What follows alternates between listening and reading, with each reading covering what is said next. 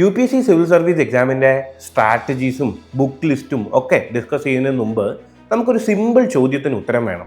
ഞാൻ ഈ എക്സാം എഴുതാൻ എലിജിബിൾ ആണോ അല്ലയോ എന്നുള്ള ചോദ്യം. എന്താണ് UPSC സിവിൽ സർവീസ് എക്സാമിൻ്റെ എലിജിബിലിറ്റി? UPSCയുടെ എലിജിബിലിറ്റിനെ പറ്റി പറയുമ്പോൾ നമുക്ക് രണ്ടായിട്ട് തന്നെ കാറ്റഗറൈസ് ചെയ്യാം. ഒന്ന് അക്കാഡമിക് എലിജിബിലിറ്റി, രണ്ട് ഏജ് റിലേറ്റഡ് ആയിട്ടുള്ള എലിജിബിലിറ്റി. ആദ്യം നമുക്ക് അക്കാഡമിക് എലിജിബിലിറ്റി പറ്റി നോക്കാം. എന്താണ് UPSC സിവിൽ സർവീസ് എക്സാമിനേഷൻ എഴുതാനുള്ള മിനിമം ക്വാളിഫിക്കേഷൻ? UPSCക്ക് UGC അംഗീകരിച്ചിട്ടുള്ള ഏതെങ്കിലും ഒരു യൂണിവേഴ്സിറ്റിയിൽ നിന്ന് ഒരു എഡ്യൂക്കേഷൻ, ഒരു ഗ്രാജുവേഷൻ മതി നമുക്ക്. അതായത് ഏത് യൂണിവേഴ്സിറ്റിയിൽ നിന്നും ഒരു ഗ്രാജുവേഷൻ ഡിഗ്രി, അത് മാത്രം മതി ബേസിക് എഡ്യൂക്കേഷൻ ക്വാളിഫിക്കേഷനായിട്ട്. ഇനി അതിന് പുറമെ ഏത് വിഷയത്തിലാണ് ഗ്രാജുവേഷൻ വേണ്ടത്? അങ്ങനെ ഡിസിപ്ലിൻ്റെ റെസ്ട്രിക്ഷൻസോ കാര്യങ്ങളോ ഒന്നും UPSCക്ക് ഇല്ല. പകരം ഏത് ഡിസിപ്ലിൻ വേണമെങ്കിലും നമുക്ക് തിരഞ്ഞെടുക്കാം. അങ്ങനെ എന്തെങ്കിലും സ്പെസിഫിക് മാർക്ക് വേണോ? 90% മാർക്ക്, 50% മാർക്ക്, അങ്ങനെ മാർക്കിൻ്റെ ആവശ്യങ്ങളുണ്ടോ? ഇല്ല. മിനിമം മാർക്ക്, അങ്ങനെ ഒരു മിനിമം മാർക്ക് റെസ്ട്രിക്ഷൻ ഒന്നും UPSCക്ക് ഇല്ല. ഒരു മിനിമം പെർസെൻറ്റേജ് വേണം എന്ന് പറയുന്ന റെസ്ട്രിക്ഷൻസ് ഒന്നും UPSCക്ക് ഇല്ല. പകരം എന്താണ്? ജസ്റ്റ് പാസ്സാകുക. ചുരുക്കി പറഞ്ഞാൽ ഏത് സബ്ജക്റ്റിൽ എത്ര പെർസെൻറ്റേജ് ആയാലും റെക്കഗ്നൈസ്ഡ് ആയിട്ടുള്ള ഒരു യൂണിവേഴ്സിറ്റിയിൽ നിന്ന് ഒരു ഡിഗ്രി നിങ്ങൾക്കുണ്ടെങ്കിൽ നിങ്ങൾക്ക് അക്കാഡമിക് എലിജിബിലിറ്റി ആയി. രണ്ടാമത്തത് ഏജ് എലിജിബിലിറ്റിയാണ്. ഇവിടെയാണ് മാക്സിമം കൺഫ്യൂഷൻ ഇരിക്കുന്നത്. എത്രയാണ് മിനിമം ഏജ്, എത്രയാണ് മാക്സിമം ഏജ് എന്നുള്ളത്. UPSC ഏജ് കാൽക്കുലേറ്റ് ചെയ്യുമ്പോൾ ഒരു സ്പെസിഫിക് ഡേറ്റ് ആണ് നോക്കുന്നത്. അതായത് എക്സാം ഇയറിലെ August 1 ഇതാണ് UPSCയുടെ കട്ട് ഓഫ് ഡേറ്റ് ആയിട്ടുള്ളത്. അപ്പം ഈ August 1 എന്നുള്ള തീയതി വളരെ ഇമ്പോർട്ടൻ്റ് ആണ്. അല്ലാതെ നിങ്ങളുടെ ബർത്ത്ഡേയോ ആപ്ലിക്കേഷൻ ഡേയോ അല്ലെങ്കിൽ എക്സാമിൻ്റെ ഡേയോ അല്ല. August 1 നിങ്ങളുടെ ഏജ് എത്രയാണോ അതിനനുസരിച്ചായിരിക്കും UPSC നിങ്ങളുടെ ഏജ് എലിജിബിലിറ്റി കാൽക്കുലേറ്റ് ചെയ്യും. നമുക്ക് മിനിമം ഏജിനെ പറ്റി ആദ്യം ചർച്ച ചെയ്യാം. മിനിമം ഏജ് 21 വയസ്സാണ് മിനിമം ഏജ് ഉള്ളത്. അതായത് August 1 21 വയസ്സ് പൂർത്തിയായിരിക്കണം. ഒരു എക്സാമ്പിൾ നമുക്ക് നോക്കാം. 2027 നിങ്ങൾ എക്സാം എഴുതാൻ പോവുകയാണെന്ന് വിചാരിക്കുക. August 1 2027 മുമ്പ് 21 വയസ്സ് പൂർത്തിയായിരിക്കണം. ഇതാണ് മിനിമം ഏജ് എലിജിബിലിറ്റി എന്ന് പറയുന്നത്. മാക്സിമം ഏജോ?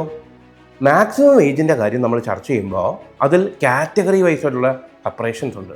നമുക്ക് ഓരോ കാറ്റഗറിക്കും ഡിഫറൻ്റ് ആയിട്ടുള്ള മാക്സിമം ഏജ് ആണ് ഉണ്ടാകുക.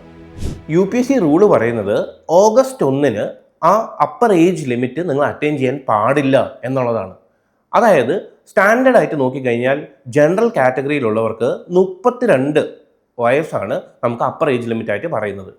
അപ്പോൾ ജനറൽ കാറ്റഗറിയിലുള്ളവരും EWS കാറ്റഗറിയിലുള്ളവരും ഈ 32 വയസ്സ് ആണ് അവരുടെ മാക്സിമം ഏജ്. August 1 അവർക്ക് 32 വയസ്സ് തികയാൻ പാടില്ല. അതിന് മുമ്പായിരിക്കണം നിങ്ങളുടെ അറ്റംപ്റ്റ് നടത്തേണ്ടത്. അതുപോലെ OBC റിസർവേഷൻ ക്ലെയിം ചെയ്യുന്നവർക്ക് മാക്സിമം അപ്പർ ഏജ് ലിമിറ്റ് എന്ന് പറയുന്നത് 35 വയസ്സാണ്. സെയിം വൈസ് നമ്മുടെ ഷെഡ്യൂൾ കാസ്റ്റ്, ഷെഡ്യൂൾ ട്രൈബ് കമ്മ്യൂണിറ്റിയിൽ റിസർവേഷൻ അപ്ലൈ ചെയ്യുന്നവർക്ക് അവർക്ക് മാക്സിമം ഏജ് ലിമിറ്റ് എന്ന് പറയുന്നത് 37 വയസ്സുമാണ്. ഇനി ഇതിന് പുറമെ പേഴ്സൺ വിത്ത് ബെഞ്ച്മാർക്ക് ഡിസബിലിറ്റി അല്ലെങ്കിൽ PWD എന്ന് പറയുന്ന റിസർവേഷൻ ക്ലെയിം ചെയ്യുന്ന ആൾക്കാർക്ക്, ഡിസേബിൾഡ് ആയിട്ട് റിസർവേഷൻ ക്ലെയിം ചെയ്യുന്ന ആൾക്കാർക്ക് അവരവരുടെ കാറ്റഗറിയിൽ നിന്ന് ഒരു 10 വർഷം കൂടെ എക്സ്റ്റൻഷൻ കിട്ടും. അതിനൊരു ഉദാഹരണം പറഞ്ഞാൽ, ജനറൽ കാറ്റഗറിയിലുള്ള എന്നാൽ ഡിസബിലിറ്റി റിസർവേഷൻ ക്ലെയിം ചെയ്യുന്ന ഒരു വ്യക്തിക്ക് 10 വർഷം കൂടെ എക്സ്റ്റൻഷൻ കിട്ടും. 32 മാത്രമല്ല 42 വയസ്സ് വരെ ആയിരിക്കും മാക്സിമം ഏജ് ലിമിറ്റ് ഉള്ളത്. അതുപോലെ മറ്റ് കമ്മ്യൂണിറ്റികൾക്കും റിസർവേഷൻ കിട്ടും. അപ്പർ ഏജ് ലിമിറ്റുമായിട്ട് ബന്ധപ്പെട്ട് ഈക്വലി ഇമ്പോർട്ടൻ്റ് ആയിട്ടുള്ള ഒരു ഫാക്ടറും കൂടിയുണ്ട്, നമ്പർ ഓഫ് അറ്റംപ്റ്റ്സ്. എത്ര തവണ നിങ്ങൾക്ക് ഈ എക്സാമിനേഷൻ അറ്റംപ്റ്റ് ചെയ്യാൻ പറ്റും എന്നുള്ളത്. ഇതും ഓരോ കാറ്റഗറിക്കും വ്യത്യാസമുണ്ട്. ജനറൽ കാറ്റഗറിക്കും EWS കാറ്റഗറിക്കും മാക്സിമം അറ്റംപ്റ്റ് എന്നുള്ളത് ഈ അപ്പർ ഏജ് ലിമിറ്റിനുള്ളിൽ നിന്നുകൊണ്ട് 32 വയസ്സിനുള്ളിൽ നിന്നുകൊണ്ട് മാക്സിമം എഴുതാൻ പറ്റുന്നത് 6 തവണ മാത്രമാണ്.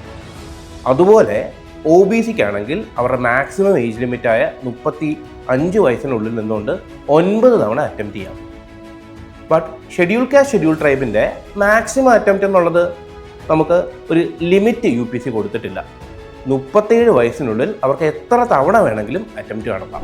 അതുപോലെ PWD കാൻഡിഡേറ്റ്സിന് അവരവരുടെ കമ്മ്യൂണിറ്റി അനുസരിച്ച്, ഉദാഹരണത്തിന് ജനറൽ OBC കമ്മ്യൂണിറ്റി ആണെന്നുണ്ടെങ്കിൽ അവർക്ക് മാക്സിമം 9 അറ്റംപ്റ്റും, എന്നാൽ അതുപോലെ schedule caste, schedule tribe community ആണെങ്കിൽ അവരുടെ ലിമിറ്റ് ഇല്ല, അതായത് അപ്പർ ഏജ് ലിമിറ്റിനുള്ളിൽ നിന്നുകൊണ്ട് മാക്സിമം അൺലിമിറ്റഡ് അറ്റംപ്റ്റും അവർക്ക് ചെയ്യാൻ സാധിക്കും. ഇതിൽ ഒരു ക്രൂഷ്യൽ ക്ലാരിഫിക്കേഷൻ ആവശ്യമുണ്ട്. എക്സാക്ട്ലി എന്ത് ചെയ്താലാണ് ഒരു അറ്റംപ്റ്റ് ആയിട്ട് കൗണ്ട് ചെയ്യുക? UPSCയുടെ എക്സാമിനേഷൻ ഫോം ഫില്ല് ചെയ്താൽ ഒരു അറ്റംപ്റ്റ് ആയിട്ട് കൗണ്ട് ചെയ്യുമോ, അതോ എക്സാമിനേഷൻ എഴുതിയാൽ മാത്രമേ കൗണ്ട് ചെയ്യുള്ളൂ എന്നുള്ള കാര്യം ഇത് ശ്രദ്ധിക്കണം. UPSCയുടെ ഇന്ന് വരെയുള്ള നോട്ടിഫിക്കേഷൻസ് പ്രകാരം ഒരു എക്സാമിനേഷൻ ഫോം ഫില്ല് ചെയ്തു എന്ന് പറഞ്ഞുകൊണ്ട് നിങ്ങളുടെ അറ്റംപ്റ്റ് കൗണ്ട് ആകില്ല. പകരം ഫസ്റ്റ് സ്റ്റേജ് എക്സാമായ പ്രിലിംസിൻ്റെ ഏതെങ്കിലും ഒരു എക്സാം പേപ്പർ 1 അതോ പേപ്പർ 2 എഴുതി എന്നാൽ മാത്രമേ ഒരു അറ്റംപ്റ്റ് കൗണ്ട് ആകൂ. നിങ്ങളുടെ മാക്സിമം ഏജും മിനിമം ഏജും കൺസിഡർ ചെയ്യണം. മാക്സിമം ഏജ് 32ഉം മിനിമം ഏജ് 21 മാക്സിമം ഏജും നമ്പർ ഓഫ് അറ്റംപ്റ്റും കാറ്റഗറി അനുസരിച്ച് വ്യത്യാസം ഉണ്ടാകും.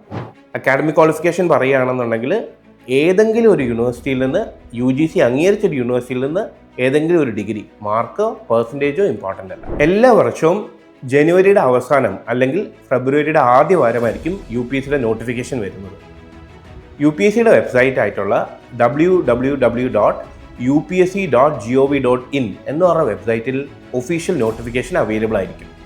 എല്ലാ വർഷവും നോട്ടിഫിക്കേഷനൊപ്പം തന്നെ എലിജിബിലിറ്റി ക്രൈറ്റീരിയയും മറ്റ് സിലബസും എല്ലാം നോട്ടിഫിക്കേഷൻ ഉണ്ടാകും. നിങ്ങൾ ഏത് വർഷമാണോ എക്സാം എഴുതാൻ പോകുന്നത് ആ വർഷത്തെ നോട്ടിഫിക്കേഷൻ എടുക്കുക, ഡൗൺലോഡ് ചെയ്യുക, എലിജിബിലിറ്റി ക്രൈറ്റീരിയാസ് ഒക്കെ ഒന്ന് ഓടിച്ചു നോക്കുക. ചെറിയ മാറ്റങ്ങൾ ഉണ്ടാകാം, മാറ്റങ്ങൾക്കനുസരിച്ച് നമ്മൾ അപ്ഡേറ്റഡ് ആയിരിക്കണം. അപ്പോൾ നോട്ടിഫിക്കേഷനൊക്കെ നോക്കിയിട്ട് എലിജിബിലിറ്റി ക്രൈറ്റീരിയ ഒക്കെ മീറ്റ് ചെയ്യുന്നുണ്ടെങ്കിൽ ഒട്ടും വൈകാതെ തന്നെ പ്രിപ്പറേഷൻസ് സ്റ്റാർട്ട് ചെയ്യുക. All the best.